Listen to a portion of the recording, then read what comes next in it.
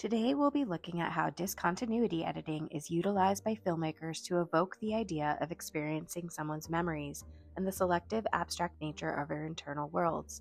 We'll explore this topic through the lens of two films, Agnès Varda's Bonheur and Michel Gondry's Eternal Sunshine of the Spotless Mind, both which feature the perspective of male characters and explore how memory, relationships, and our perception of happiness are tied up in identity.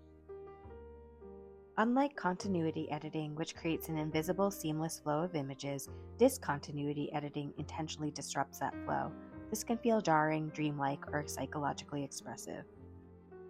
Techniques include jump cuts, abrupt cuts between shots of the same subject that create a noticeable leap in time. The insertion of non-diegetic imagery, often used in montages which use rhythmic or metric timing. Temporal ellipses which skip over moments and move us through time without clear transitions. Freeze frames, repeated shots, and even breaking the 180-degree rule all interrupt our sense of stable time and space. All these methods draw attention to the editing itself, and in the case of the two films we'll discuss, reflect the characters' inner worlds. In Les Bonheur, Francois is carrying on an affair with a woman named Amélie, despite his seemingly idyllic life with his wife Thérèse and their children.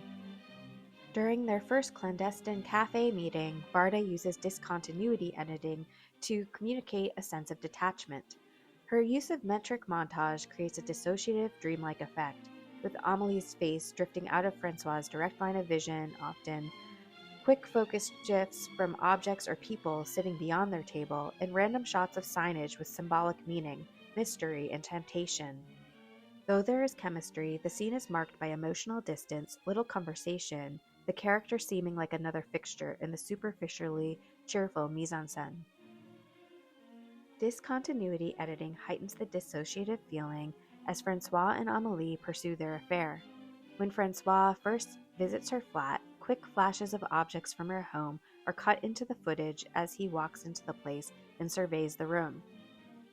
The effect breaks the sense of time and creates an unnerving feeling, subconsciously projecting the idea that to Francois, women serve as replaceable objects or furnishings in his life.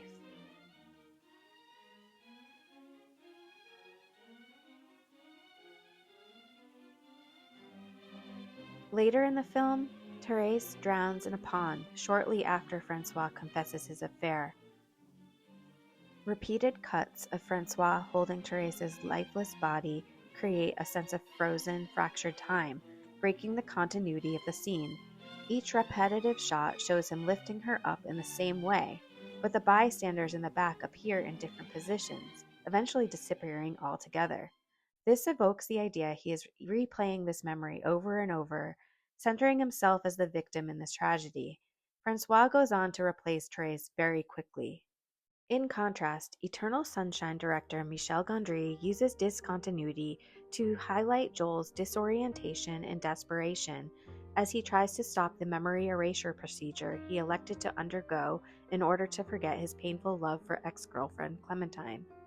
In this scene, jump cuts communicate the fragmented nature of memory versus the present moment, as Joel has a conversation with Clementine within a memory with her, asking for her advice on how to get out of the procedure and notify the technicians.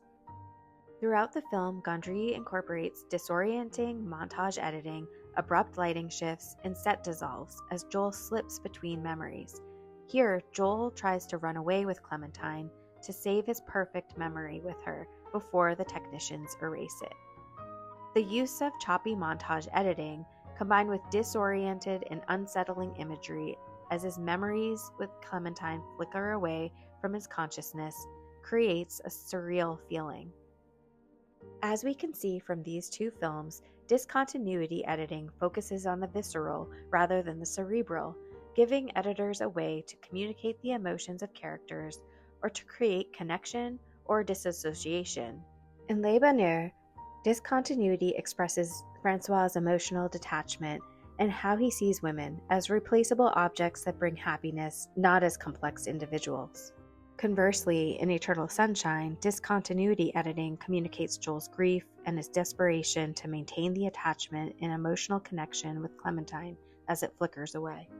We are left with a bittersweet appreciation for how irreplaceable memories of our loved ones are, good or bad, to our sense of identity. We understand that pursuing surface happiness at the peril of deep, messy connection is dangerous at worst, empty at best.